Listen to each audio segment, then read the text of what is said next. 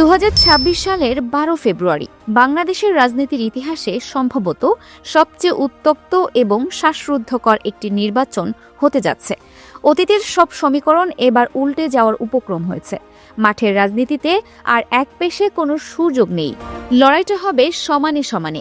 দেশের বেশ কিছু ভিআইপি আসনে পরিস্থিতি এমন দাঁড়িয়েছে যে কে জিতবে আর কে হারবে তা নিশ্চিত করে বলা তো দূরের কথা, অনুমান করাও কঠিন হয়ে পড়েছে। আজ আমরা তুলে ধরব এমন 6টি নির্বাচনী আসনের চিত্র যেখানে দুই রয়্যাল বেঙ্গল টাইগারের মুখোমুখি লড়াই হতে যাচ্ছে। ঠাকুরগাঁও 1, মির্জা ফখরুল বনাম দেলোয়ার হোসেন উত্তরাঞ্চলের অত্যন্ত গুরুত্বপূর্ণ এই আসনে বিএনপির কাণ্ডারি দলটির মহাসচিব মির্জা ফখরুল ইসলাম আলমগীর নির্বাচন করবেন, এটা নিশ্চিত। তবে তার এই দুর্গে এবার ফাটল ধরাতে প্রস্তুত জামায়াতে ইসলামের হেভিওয়েট নেতা দেলোয়ার হোসেন। ছাত্র শিবিরের সাবেক এই কেন্দ্রীয় সভাপতি নির্যাতনের মুখেও অবিচল থাকার জন্য পরিচিত। সম্প্রতি ঠাকুরগাঁওয়ে তার 4.5 কিলোমিটার দীর্ঘ বিশাল মিছিল এবং সুশৃঙ্খল মহড়া দেখে খোদ মির্জা ফখরুলের কপালেও চিন্তার ভাঁজ পড়েছে। মির্জা ফখরুলের জন্য এবার সংসদ ভবনের পথটা মোটেও মসৃণ হবে না। পঞ্চগড় 1, সার্জিস আলম বনাম নওশাদ জমির। এখানে মুখোমুখি দাঁড়িয়েছেন দুই তরুণ তুর্কি। একদিকে আছেন জুলাই বিপ্লবের চেতনার ধারক এবং নতুন রাজনৈতিক শক্তির প্রতিনিধি আলোচিত ছাত্রনেতা সার্জিস আলম, অন্যদিকে বিএনপির হয়ে মাঠ কাঁপাচ্ছেন নওশাদ জমির। সার্জিস আলমের আছে তরুণ প্রজন্মের অন্ধ সমর্থন আর পরিবর্তনের স্লোগান।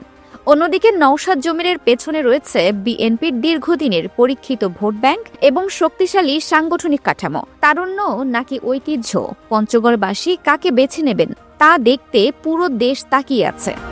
3, ঢাকা 8, মির্জা আব্বাস বনাম শরীফ ওসমান হাদি। রাজধানীর এই আসনটি পরিণত হয়েছে এক সুপার সেনসিটিভ ব্যাটলফিল্ডে। এখানে স্বতন্ত্র প্রার্থী হিসেবে লড়ছেন তরুণ প্রজন্মের হার্টথ্রব শরীফ ওসমান হাদি। তার প্রতিপক্ষ ঢাকার রাজনীতির অন্যতম নিয়ন্ত্রক ও বিএনপির স্থায়ী কমিটির সদস্য মির্জা আব্বাস। মির্জা আব্বাসের বিশাল কর্মী বাহিনী ও অভিজ্ঞতার বিপরীতে ওসমান হাদি লড়ছেন নতুন দিনের লজিক আর তারুণ্যের জনপ্রিয়তা নিয়ে। সম্প্রতি এই জনপ্রিয়তার কারণেই ওসমান হাদিকে হত্যার চেষ্টা করা হয়েছে বলে গুঞ্জন রয়েছে। 4, ঢাকা 13, মামুনুল হক বনাম ববি হাজ্জাজ।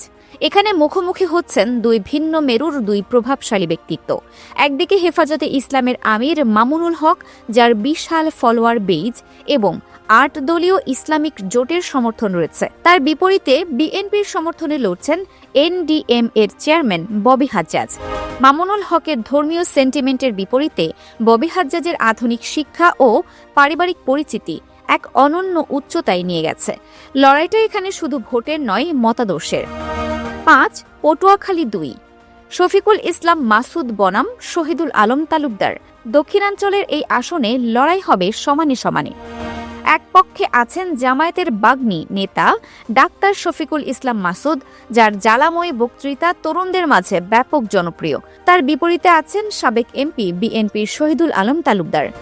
মাসুদের আছে বক্তৃতার জাদু আর তরুণদের সমর্থন। অন্যদিকে শহীদুলের আছে তৃণমূলের প্রতিটি ঘরে গভীর সম্পর্ক এবং শক্ত ভোট ব্যাংক। 6, কুমিল্লা 4, হাসনাত আব্দুল্লাহ বনাম মঞ্জুরুল আহসান। এবারের নির্বাচনের সবচেয়ে বড় চমক হতে যাচ্ছে এই আসনটি। জুলাই বিপ্লবের অন্যতম নায়ক হাসনাত আব্দুল্লাহ এখানে পরিবর্তনের প্রতীক হয়ে লড়ছেন। তার সামনে দাঁড়িয়েছেন বিএনপির প্রভাবশালী নেতা ও সাবেক এমপি মঞ্জুরুল আহসান। হাসনাত আব্দুল্লাহ যদি মঞ্জুরুল আহসানকে হারিয়ে দিতে পারেন তবে তা বাংলাদেশের নির্বাচনী ইতিহাসে এক বিশাল রেকর্ড হয়ে থাকবে। তারুণ্যের স্লোগান বনাম মঞ্জুরুল আহসানের নীরব কিন্তু শক্তিশালী নেটওয়ার্ক। কুমিল্লায় আজ ইতিহাস রচিত হতে যাচ্ছে। 2026 সালের নির্বাচনের লড়াইটা শুধু ব্যক্তির সাথে ব্যক্তির নয়, এখানে লড়াই হচ্ছে অভিজ্ঞতার সাথে তারুণ্যের, আবেগের সাথে যুক্তির এবং প্রথাগত রাজনীতির সাথে পরিবর্তনের স্বপ্নের।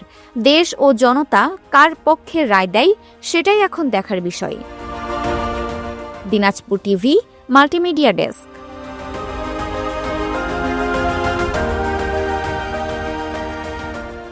দিনাজপুর টিভি, মানুষের জীবনের কথা বলে।